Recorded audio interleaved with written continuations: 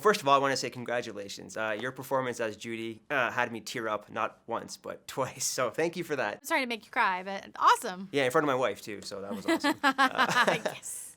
But in all seriousness, this film is, I loved it. I think it's very special and does a couple of very important things, I think, in how it touches certain themes, and also how it touches on those with very relatable, likable characters. And Judy is very much like that. She's good-natured, she's optimistic, but she also makes a very big mistake. And at that moment in the film, it takes a kind of a dark turn, and it's a shocking moment. I wanted to get your reaction to the first time you read that moment in the script, and your reaction to reading the script as a whole. When I filmed the scene, I didn't quite understand. The truth is I didn't quite understand its impact.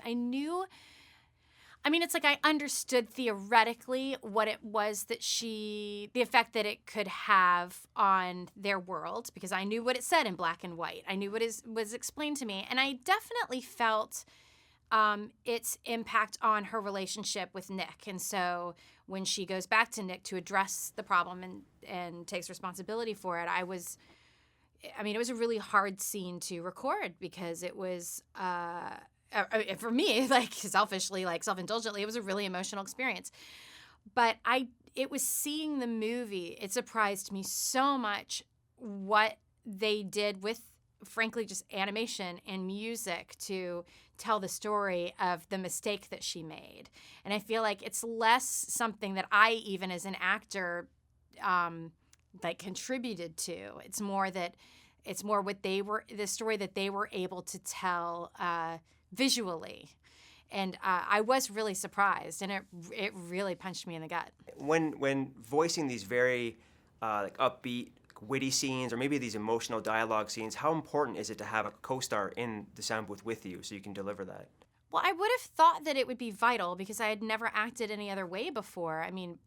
I've done a little bit of voiceover animation before, which I feel like was all sort of boot camp for this experience, and I recorded Zootopia for more than a couple of years.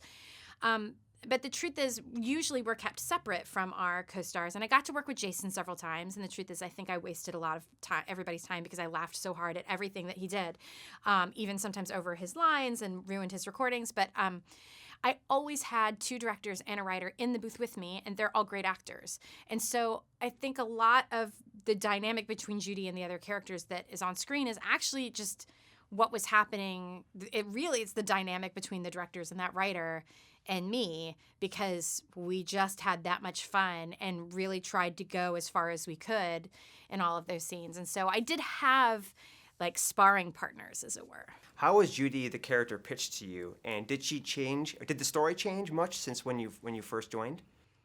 It did. It changed a lot. Or I shouldn't say the story changed. I should say that the situations that tell the story changed. Zootopia was not very different. I shouldn't say that either. It's an exaggeration. But it was a different kind of place. It was a much more black and white, bleak world.